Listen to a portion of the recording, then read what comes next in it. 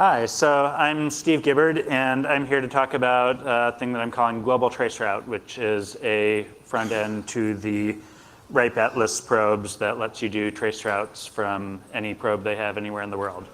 So RIPE Atlas is a system run by the RIPE NCC that has put about, I think, 10,000 active probes and a bunch of others that are not active out in basically all around the world by handing them out at conferences like this and distributing them in various other ways, and people have them sitting on their home broadband connections or their office connections or whatever. So you can get all sorts of network diagnostic data out of those from all sorts of places. So what I was looking for was a way to do trace routes out of various obscure networks that I was having performance problems from. So why was I doing this? Well, I do a lot of performance engineering. I've run several CDNs where I'll have a performance issue, and somebody will be saying, you're really slow in the Philippines, for instance. Why? And then we'll have to go looking at that.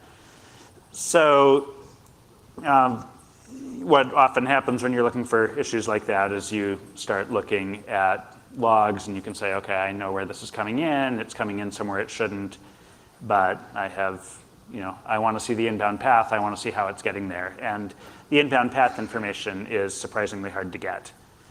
So there are all sorts of commercial performance measurement systems that will tell you you've got a problem, and some of those work from an end user perspective, and some of those are from probes sitting in data centers. There are a whole bunch of flow analysis systems out there that will tell you, this is what interface the traffic from this network is coming in from, and then they'll work with your BGP table, and they'll be able to tell you all sorts of stuff about the full outbound path that your traffic to them is following, but very little about the inbound path.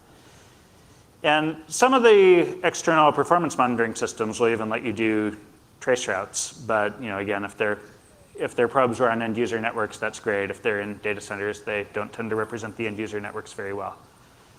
So been looking for solutions for this issue for several years now, and the old standard was a user calls in with a problem and you say, okay, well, sounds like you're having a routing problem. Please send me a trace route. That works if you are talking directly to the end user, but it's still kind of iffy because you have to talk them through doing something from the command line they've probably never done before and copying and pasting output, and that's not so good. More often lately, complaints come in either, if you're running a CDN, the complaint will come in from your content provider customer who's hearing something from their users. Or if you're monitoring your own performance, they'll come in from a performance monitoring system. And then you may not even know an end user who's having the problem, but you can see that plenty of them exist. So that leads me to go looking for more automatic ways to go get data out of far-flung end user networks. Some of those providers have looking glasses. Those are really useful, so thank you to those who operate those, but there are a whole lot of eyeball networks out there that don't have those. And then Keynote and Thousand Eyes, both commercial performance monitoring systems, allow trace routes from their probes, but that's only as good as the locations where those probes are. So sometimes that helps, sometimes not. And then I started looking at RIPE Atlas, and RIPE Atlas, as I said, has 10,000 probes scattered around the world, and they're in a lot of people's houses, so they're in a lot of the right locations for these things. So it looked totally like what I was looking for, except really not designed as a troubleshooting tool. So RIPE Atlas is a research system. If you're using it as designed, you generally get some large collection of probes in your set, and then you program in some recurring measurement that it does over and over again for days or weeks or months, and you can come back and periodically look at the results. But you can create a measurement with them that is a one-time measurement from one probe. It's just a little more cumbersome than, say, a typical looking glass would be. So if you want to create the measurement through the RIPE Atlas front end, you can search for probes, and you can search by location or by AS number, but often not both. So if you're having a problem with part of an ASN, but not the whole thing, then that's a little difficult. It's not a real-time system, so you don't just set up your measurement and then sit there and wait for results. You have to go back periodically and ask if your result is ready. So it worked, but it was cumbersome enough that I ended up leaving it as a last resort, and it was where I would go if I were really desperate for troubleshooting data rather than what I would start out with. So I wanted to make this easy. And Atlas has an API. And so using Atlas requires Atlas credits to pay for it. They give these out to anybody who's hosting probes or to write members or sponsors, but I wasn't in any of those categories, and my home connection is through Comcast, and I think they have enough Comcast probes that they didn't really seem interested in giving me a probe to earn credits on. But fortunately, I was able to go out to one of the mailing lists I'm on and ask for credits and got a generous enough donation that I'm able to do a lot of trace routes for the public and not just keep it for my own use. So I started out by pulling down the location list of all their probes and trying to see if I could sort it better. So I sorted it by country, state or region, city, ASN. And then I ended up doing my own location mapping on it using MaxMind, because it turns out that Atlas's locations are self-reported and people tend to move and take their probes with them. So if you look at the list of probes I was looking at when I started with this, there was a Comcast probe in Kathmandu, Nepal, where I don't think Comcast provides service. And indeed, running that through MaxMind, it showed up as being in California, which seemed far more realistic, and I found a bunch more examples like that. So I throw out RIPE's location data and just use MaxMind to map them. So have you select a probe, and then I use the API to create a trace route, and then so that it just looks like one seamless transaction instead of the multi-step thing, my system on the back end just goes back and starts asking Atlas repeatedly, are you done yet? Are you done yet? Are you done yet? And it sits there for a minute, and it looks really slow, but it will come back and give you a result before it's done. I'm a little nervous right now because it's just on one server, so if half the audience is firing up a trace route with it, it may crash. But in general, this works.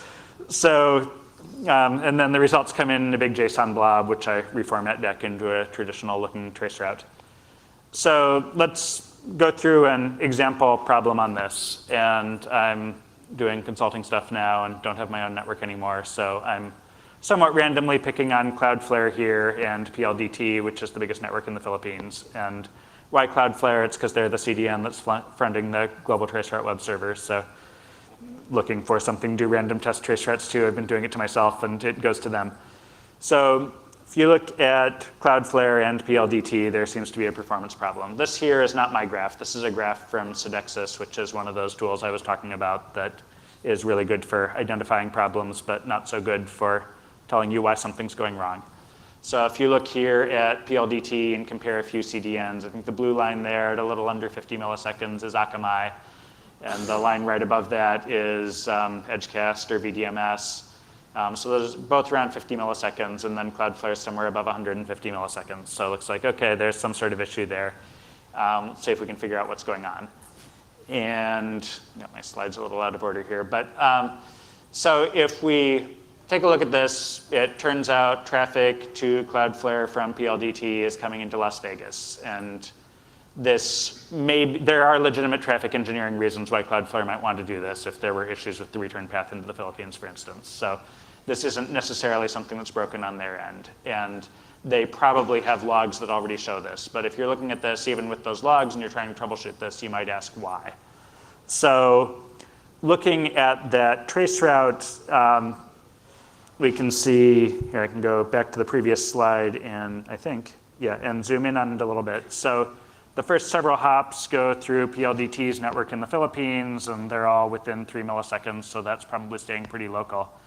And then they have this 150 millisecond jump where suddenly they're on Telia, and if we believe the reverse DNS, that's not the Philippines, that's Las Vegas now.